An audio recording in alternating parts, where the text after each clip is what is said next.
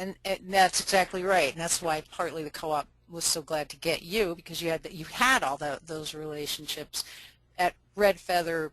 I want to tell people it's a restaurant in downtown Boise, next to Red Feather, which is kind of more fine dining, is an ale house, so hamburgers and salads and what you would expect to find in kind of a pub situation. So those are both owned by Dave Crick, and is there a Kevin, a co-owner as well?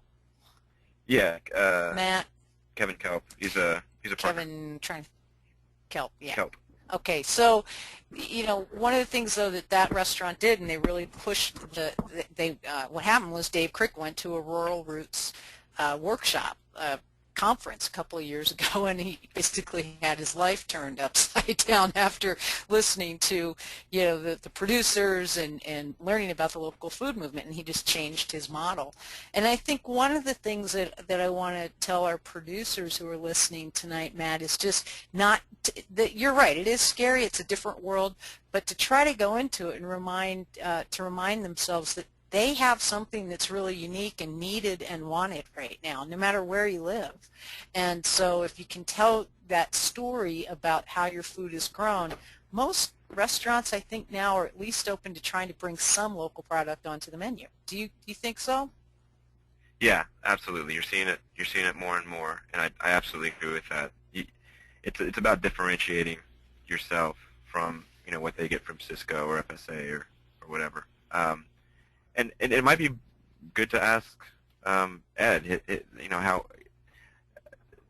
how it's challenging it was for him to get into the restaurant or get into the co-op. And I I guess I witnessed the people that do it well are the ones that are more just naturally gregarious and have that sort of salesman sort Mm-hmm. of style about them. And I'm not that type of person, but but um, that's part of like that whole marketing piece and the importance of doing something um, like a going to a Saturday market or something like that, where you people Mm-hmm. start to understand who you are and what you're doing, and there's there because people want that connection. That's the other thing I think we need to sort of Right. recognize is as we talk about where the holes are, the holes are in pretty much uh, before we identify the holes, I think we need to realize that people want to know these things more and more. You see it a lot at the co-op. Like there's people that will only buy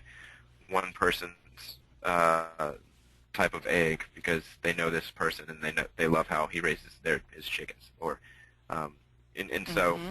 and that goes around all around, and people are like really willing to go out of their way. And so the challenge is creating that brand around your product, um, whatever it happens to be. Right. Um, Right. Well, I think that one of the things that I want to tell the folks listening too is that it's amazing what a restaurant or a retailer can do to help you with that, though. Um, as long as your story is clear to them, then they'll tell that story for you. I said last week the best marketing you can get done is the stuff you don't have to do yourself when other people do it for you. But you have to be the initiator of the story. You have to get the word out about what you're doing and be proud of it and stand behind it. And then those stores, the retail outlets, the restaurants are going to be delighted to tell that story for you. Matt, I'm going to move to Guy just to stay on time here, and thank you very much, and we'll be getting back to you. And Guy, I wanted you, because you had this great experience in 2011 of going all around Idaho and talking to so many different kinds of producers, and I just couldn't wait every week for your stories to be filed because I learned so much. And I was just shocked at times about the things that were being done in Idaho around food and the creativity of the producers, and it was just mind-boggling. And so I had asked you ahead of time to think of, a couple of people that you met, a couple different producers who you thought were doing something really special, really unique, and kind of enlivening and exciting at this point, because I hope that those stories might inspire the participants tonight on the panel. So can you talk a little bit about that? Sure. I'll give you three quick examples. When I was in North Idaho, in the Palouse of the wheat growing region of North Idaho and eastern Washington, I ran into a group of wheat growers who formed this co-op called Shepherd's Grain. And these were all commodity wheat farmers, and wheat is the most commodified, one of the most commodified products there is in the world. I mean, it's an international high-volume product.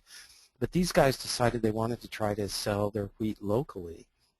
And like Ed was saying, get out from under the commodity market where they dictate the price, they dictate everything. You never meet the people that you sell your product to.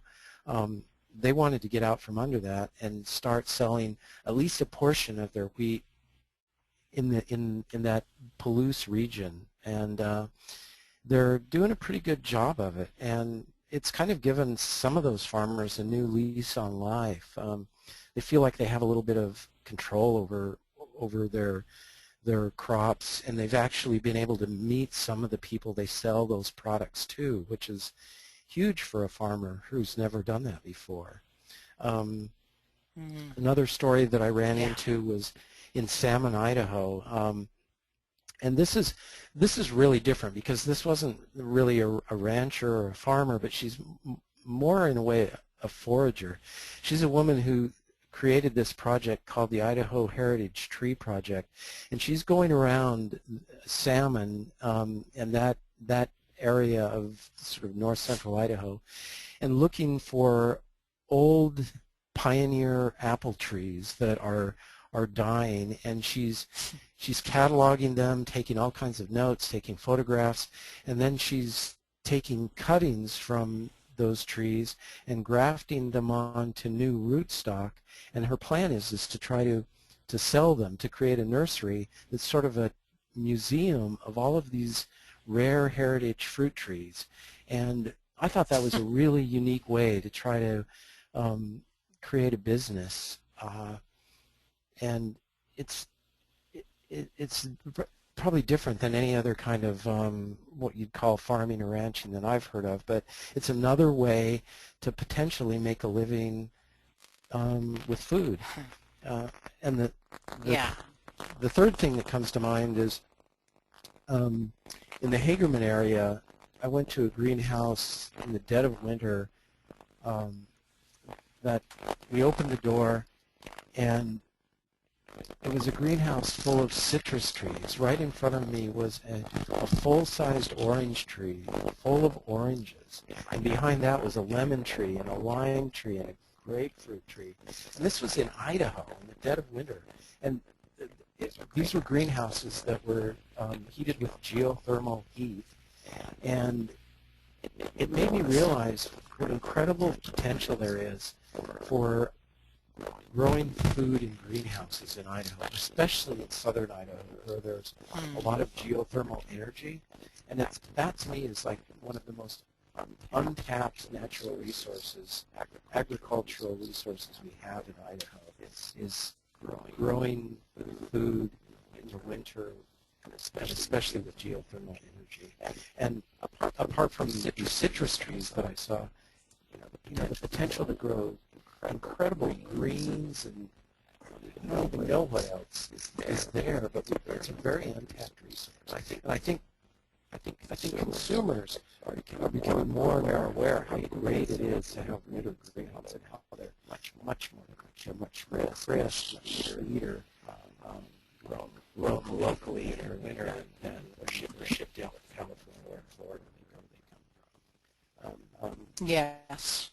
And I guess one other story that really interests me that connects with Matt is doing his co-op. I ran into the people that just had trees in their backyard. Like there was a guy who had a couple of hawthorn trees and eastern almost tropical fruit that just grows in his backyard. And he sells the fruit to the co-op. Other guy that has street trees sells. He has three streets backyard. He sells fruit from those streets. So I think there's an incredible range from commodity wheat growers to people that have a couple of trees in their backyard to kind of get involved in the food system and sell their products.